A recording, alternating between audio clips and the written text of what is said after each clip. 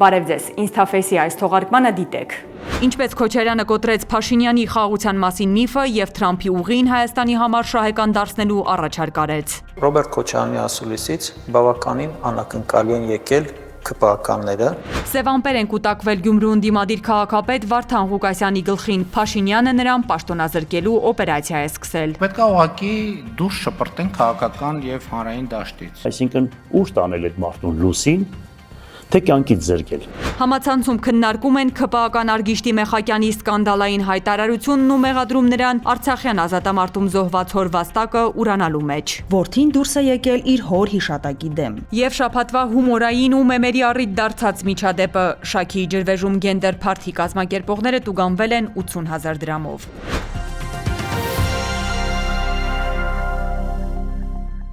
Հայաստանի երկրորդ նախագահ Ռոբերտ Քոչարյանը պնդում է, եթե Թրամփի ուղին իրագործվի այն պայմաններով, որ ստորագրվել է Փաշինյանի ու Ալիևի միջև Միացյալ Նահանգների նախագահի միջնորդությամբ, ապա Հայաստանը դրանից ոչինչ չի շահելու։ Երկու գործոն կա ըստ նախագահի, որ եթե Հայաստանը չստանա տարածաշրջանային այս նախագծով, ապա Թրամփի ուղին ոչ միայն անիմաստ, այլև վտանգավոր է Հայաստանի համար։ Առաջինը, եթե Երասխ, Ջուլֆա, Իրան երկաթուղին սկսի աշխատել։ Մենք կստանանք երկաթուղային կապ Իրանի հետ։ Եվ եթե երկաթուղի կապը նաև դեպի Ռուսաստան, Ադրբեջանի տարածքով։ Այդ երկու գործոնն են միայն հետաքրքիր Հայաստանի Հանրապետության համար։ Ռոբերտ Քոչարյանը քարտեզի վրա պատկերավոր բացատրում էր, որ Հայաստանը տարածաշրջանում տրանզիտային ներուժ չունի ոչ Թուրքիայի ու Վրաստանի, ոչ Թուրքիայի ու Ռուսաստանի, ոչ Վրաստանի ու Ադրբեջանի, ոչ Իրանի ու Ադրբեջանի եւ ոչ էլ Իրանի ու Թուրքիայի համար։ Միայն մեկ բացառություն կա. Հայաստանը տրանզիտ կարող է դառնալ Թուրքիայի ու Ադրբեջանի համար։ Հայաստանի տարածքի միայն այն մասը, որը ունի տրանզիտային ներուժ, տրվում է Միացյալ Նահանգների երկարատև պայմանագրով կառավարման։ Երկրորդ նախագահի ասուլիսին զուգահեռ, ինչպես նաև դրան հաջորդող սոցցանցային քննարկումներում շեշտվում էր, որ փաստացի Քոչարյանը վերացրեց Փաշինյանի խաղաղության խաչմերուկի մասին այն միֆը, թե այդ նախագիծն անհրաժեշտ է տարածաշրջանի բոլոր երկրներին, որից շահելու է նաև Հայաստանը։ Նա տարածաշրջանի քարտեզի վրա պարզ ու մատչելի ձևով ցույց տվեց, որ այդ ճանապարհը ոչ մեկի համար էլ կարևոր չէ, քանի որ այստեղ մեր հարևան եւ մերձհարևան բոլոր երկրները վաղուց ունեն իրար հետ կապող անհրաժեշտ ճանապարհները։ Հետևաբար, Թրիփի լինել-չլինելը ոչնչով իրենց վրա դրական ազդեցություն չի ունենա։ Քննադատությանը զուգահեռ պաշտոնաթող նախագահը ներկայացրեց, թե ինչպես կարելի է շահեկան դարձնել տարածաշրջանային այս նախագիծը Հայաստանի համար, որի դեպքում Սյունիքի ճանապարհը դուրս կգա միջանցքային տրամաբանությունից։ Ինչ էր կարող անել Հայաստանը։ Կարող էր պնդել, որ Թրամփի ճանապարհը լինի ոչ թե 42 կիլոմետրանոց, այլինի առնվազն 4-5 անգամ ավելի երկար մինչև Երասխը։ Նույն պայմաններով կողմերի համար։ Այդ դեպքում պատասխանատվությունը կլիներ հենց Միացյալ Նահանգների վրա այդ միջանցքի, այդ ամբողջ ճանապարհի անխափան աշխատանքի։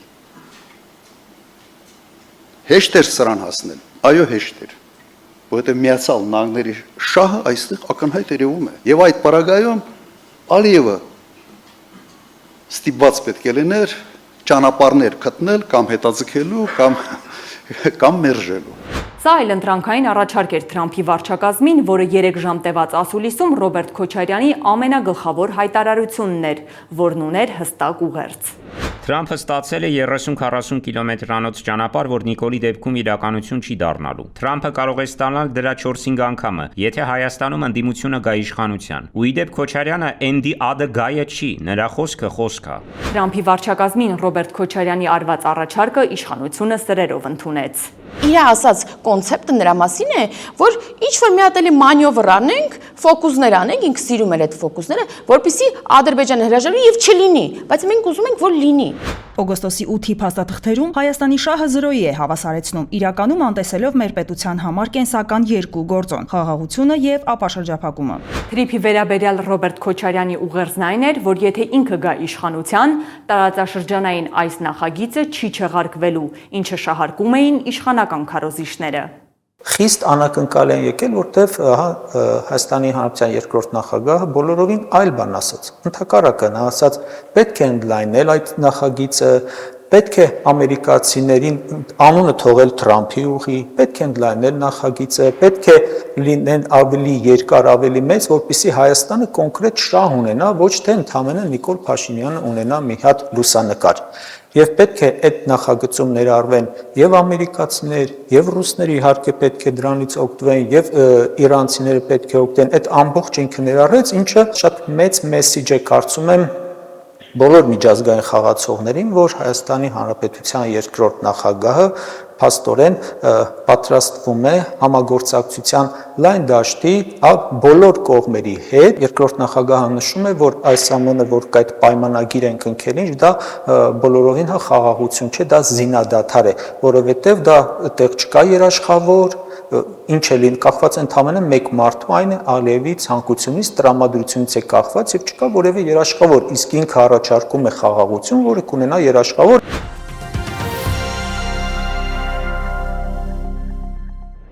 Գյումրու ընդդիմադիր քաղաքապետ Վարդան Ղուկասյանը վարչապետ Փաշինյանի ու նրա կառավարության թիրախում է։ Իշխանության հայտարարություններն ու գործողությունները հուշում են Ղուկասյանին պաշտոնազրկելու օպերացիա է սկսվել։ Հայաստանի Հանրապետության ինքնիշխանության դեմ հայտարարություններ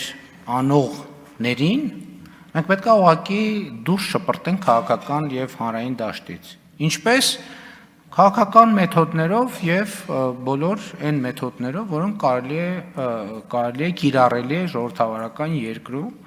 եւ ես համոզված եմ, որ դա տեղի կունենա։ Սա հրահանգ էր իրավապահ մարմիններին։ Վարդան Ղուկասյանի մասին Փաշինյանի այս հայտարարությունից անմիջապես հետո իրավական գործընթաց է սկսվել նրա դեմ։ Առավոտ-ԵՄ-ի տեղեկություններով գլխավոր դատախազությունը Ռուսաստանի հետ միություն կազմելու վերաբերյալ Վարդան Ղուկասյանի հայտարարությունները ուղարկել է քրեական ոստիկանության գլխավոր վարչություն։ Առերևույթ հանցանքի մասին հաղորդումը ուղարկել է Հայաստանի քննչական կոմիտե քրեական վարույթ նախաձեռնելու հարցը որոշելու համար։ Դատախազությունն ուսումնասիրում է նաև Վարդան Ղուկասյանի մեկ այլ հայտարարություն, որում նա ասել է, թե Գյումրիում խոսում են իշխող ուժի կողմից ընտրակաշարք բաժանելու մասին։ Վարդան Ղուկասյանի նկատմամբ իշխանական գրոհը համակարգված է։ Շիրակի մարզպետը, ՔՊԱ-ական պատգամավորներ Կարեն Սարուխանյանը, Էմմա Պալյանը, Գյումրու ավականու քաղաքացիական պայմանագիր խմբակցության ղեկավար Սարիկ Մինասյանը եւ այլ իշխանականներ լծվել են Վարդան Ղուկասյանին վարկաբեկելու, կշտամբելու գործին։ Անցած 6 ամիսների ընթացքում Գյումրիում տեղի իշխանությունները որևէ էական նշանակալի գործողություններ քաղաքի կառավարման առումով չեն իրականացրել։ Այդ մարդը անցնում է բավականին շատ քրեական գործերով։ Ես կարծում եմ եւ լիահույս եմ, որ ինչ-որ հանգուցալուծում հնարավոր է լինի։ Վարդան Ղուկասյանի դեմ արշավը գլխավորապես մեկնաբանվում է որպես քաղաքական հաշվեհարդար, Գյումրու քաղաքապետի պաշտոնից նրան զրկելու գործընթաց։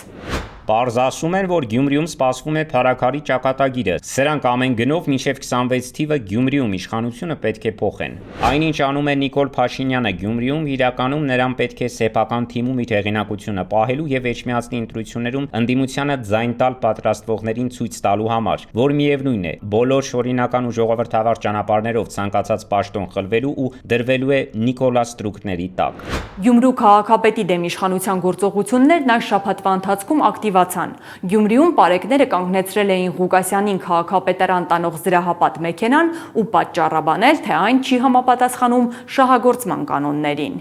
Բայց այս մեքենան շահագործել ժամանակ ավելին մեքենան նաև նույն հոդվածով 18-րդ հոդվածի առաջին մասի։ Մի խոսքով ասեք, որ պատվերը նոր է իջել, նոր եք եկել, հստակ ասեք էլի։ Գյումրու համայնքապետարանից հերքել էին, թե մեքենան վարել են խախտումներով։ Ներքին գործերի նախարարության հայտարարությունը վկայում է կոնկրետ Գյումրու քաղաքապետի դեմ իջեցված պատվերի, գործողությունների պլանավորված սցենարի եւ ուժային կառույցների միջոցով քաղաքական հաշվեհարդարի մասին։ Գյումրու ավականու իշխող ուժը կոմունիստական կուսակցություն խմբակցությունը հայտարարեց, որ դիմել է Հայաստանում հավատարմագրված 25 երկրների դեսպաններին, պնդելով, որ իշխանությունը քաղաքական հաշվեհարդար եւ հետապնդում է իրականացնում Ղուկասյանի նկատմամբ։ Ցանկանում ենք տեղեկացնել ձեզ ծավալվող եւ ակնհայտորեն զարգացման միտում ունեցող բռնաճնշումների մասին Գյումրու օրինական ընտրված ընդդիմադիր քաղաքապետի նկատմամբ։ Դեսպաններին դիմելու քայլը Գյումրու ավականու քաղաքացիական պայմանագիր խմբակցությունը դրսից մարդ բերել որակեց։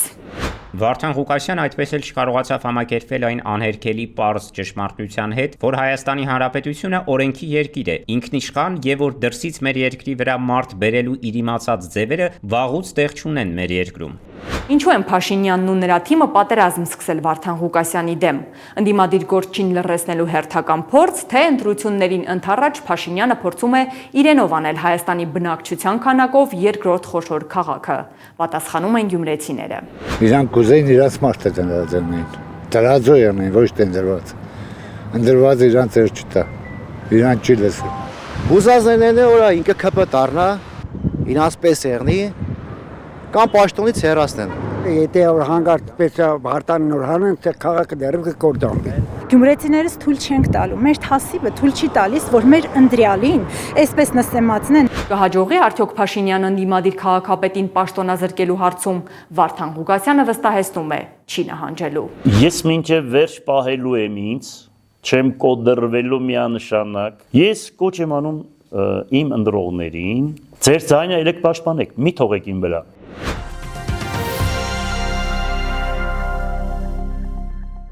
Վաղարշապատի քաղաքապետի թեկնածու Արգիշտի Մեխակյանին մեղադրում են հոր։ Արցախյան առաջին ազատամարտում հերոսաբար կռված ու զոհված Մեխակ Մեխակյանի սխրանքը ուրանալու մեջ։ Հոր Վաստակն ուրացած է այսօր էլ ուզում է համայնքապետ դառնա, որ Էջմիածինը հանձնելուց էլ չնեղ սրտի։ Որդին ուրանում է իր հորը, որդին մերժում է իր հոր հաղթական կենսագրությունը, որդին դուրս է եկել իր հոր հիշատակի դեմ։ Ինչպես է ստացվել, որ մի կողմից Արգիշտի Մեխակյանը ողբերգություն է համարում Արցախի կորուստը, այն Արցախի, որ Փաշինյանը ճանաչել է Ադրբեջանի մաս, եւ այն Արցախի, որի համար կյանքն է զոհել իր հայրը, բայց մյուս կողմից շարունակում է մնալ Փաշինյանի թիմում, ծառայել նրան ու կրկնել նրա մանիպուլյատիվ թեզերը։ Նախկին բոլոր ղեկավարները իրենց ղեկավարման տարիներին Արցախ ընդհանրապես դրոշակ են սարքել իրենց կեղծիքները անելու համար, կեղծարարություն անելու համար Հայաստանի ժողովրդին եւ արցախցիներին, Լեռնային Ղարաբաղի ժողովրդին կեղեքելու, հարստահարելու համար։ Եվ ընդհանրապես այսօր իրենց տակտներից ստիպված են դուրս եկել, որովհետեւ ապօրինի բռնագանձման մասին օրենքով այդ բոլոր հարստահարված կեղեքված գումարները հետ են գնում պետական գանձարան։ 2019 թվականից սկսած սա Արգիշտի Մեխակյանի ամենասկանդալային հանրային խոսքն էր։ Նրա հայտարարությունները միշտ եղել են զուսպ։ Մեխակյանը երբեք աչքի չի ընկել վատ պահվածքով կամ հայտնվել սկանդալների կենտրոնում։ Նույնիսկ 44-օրյա պատերազմից հետո, երբ նա վայր դրեց падգամավորական մանդատը, հայտարարեց, թե Արցախի հետ պատահածը իր անձնական ու ընտանեկան ողբերգությունն է։ Ինչպես յուրաքանչյուր հայ, ես նույնպես չեմ կարող հաշտվել այս իրողության հետ։ Չնայած մանդատը վայր դնելուն Մեխակյանը վերջին 5 տարիներին շարունակել է ծառայել Փաշինյանին, ում կրկին հիշեցնեմ մեղադրում են Արցախը հանձնելու մեջ։ Նա զբաղեցրել է տարբեր պաշտոններ ու հիմա էլ իշխող ուժի քաղաքացիական պայմանագրի ցուցակով պայքարում է Էջմիածնի քաղաքապետի պաշտոնի համար։ Ինքը ուրացել է իր հոր Վաստակը։ Նիկոլը Արցախը հանձնել է Արգիշտի հոր ազատագրացողերը։ Արգիշտի Մեխակյանը կիսում է Նիկոլի հետ դավաճանության պատասխանատվությունը։ Ես գիտեմ, որ դուք ոչ ամոթ ունեք, ոչ թասիբ։ Ինչի պիտի զարմանամ, եթե Գեգամ Նազարյանը տղուն ուրացավ, դու էլ քո հորը կուրանաս էլի։ Ոչ մի խնդիր, դու գնա դռնեդուր Էջմիածին ձեն հավաքի։ Մեկ էլ նայի ում ոնց ես ֆռցնում։ Ստացվում է Մեխակյանը կիսում է Փաշինյանի քաղաքականության պատասխանատվությունը, որի հետևանքով հայաթափվեց Արցախն ու ամբողջությամբ օկուպացվեց Ադրբեջանի կողմից։ ՔՊԱ-ական գործչին, ում հոր Մեխակ Մեխակյանի անունով էր կոչվել Արցախի Մեխակավան գյուղն ու Մեխակասարը, հիմա միայն մեկ հարց են տալիս։ Նա, ինչպես եւ իր կուսակցական ղեկավար Նիկոլ Փաշինյանը համարում է, որ իր հայրը զոհվել է Ադրբեջանում, թե հայկական Արցախում։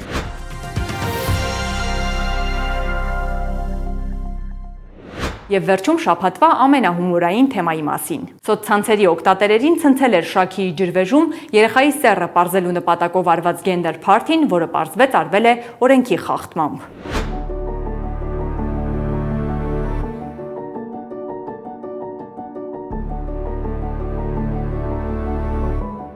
Այս տեսանյութը վայրկենական տարածվել էր սոցիալական ցանցերում եւ առաջացրել մարդկանց վրդովմունքը։ Օգտատերերը անթույլատրելի էին համարել նման միջոցառումը ջրվեժում անցկացնելը եւ բնությանը վնասելը։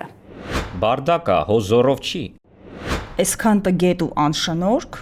Համացանցում բարձրացված աղմուկից հետո շրջակա միջավայրի նախարարությունը հայտարարեց, որ Շաքիի ջրվեժը հանդիսանում է բնության ջրաերկրաբանական հուշարձան եւ գտնվում է պետական պահպանության ներքո։ Սա նշանակում է, որ միջոցառումը կազմակերպողները խախտել են բնության հատուկ պահպանվող տարածքների մասին Հայաստանի Հանրապետության օրենքը, ըստ որի Հայաստանի Հանրապետությունում բնության հուշարձանի զբաղեցրած տարածքում արգելվում է ցանկացած գործունեություն, որը սպառնում է դրա պահպանությանը։ Բնության հուշարձանի պահպանության ռեժիմը սահմանվում է յուրաքանչյուր բնության հուշարձանի համար կազմված անձնագրով։ Խախտվել է նաև բնապահպանության նախարարության 2018 թվականի մարտի 21-ի համար 68 հրամանը, որը արգելում է բնության հուշարձանի արտաքին տեսքը խաթարող ցանկացած գործունեություն։ Նախարարության այս հաղորդագրությունը իրավիճակը մեղմելու փոխարեն ավելի սրեց այն։ Եթե Շաքիի ջրվեժը պետական պահպանության ներքո է, ապա ինչու պատկան մարմինները չեն կանխել այս դեպքը։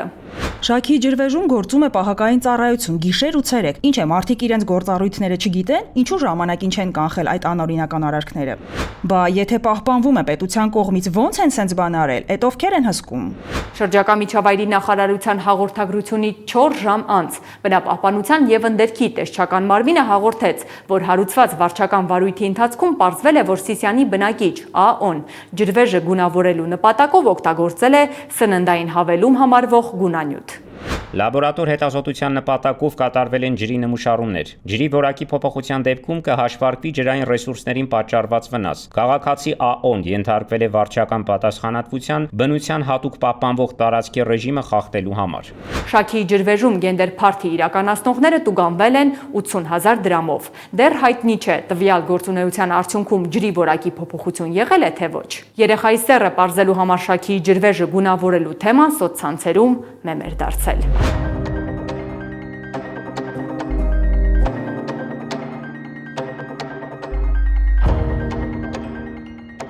Ինստաֆեսի այս թողարկման համար առանձնացրել էինք այսքանը։ Շնորհակալություն։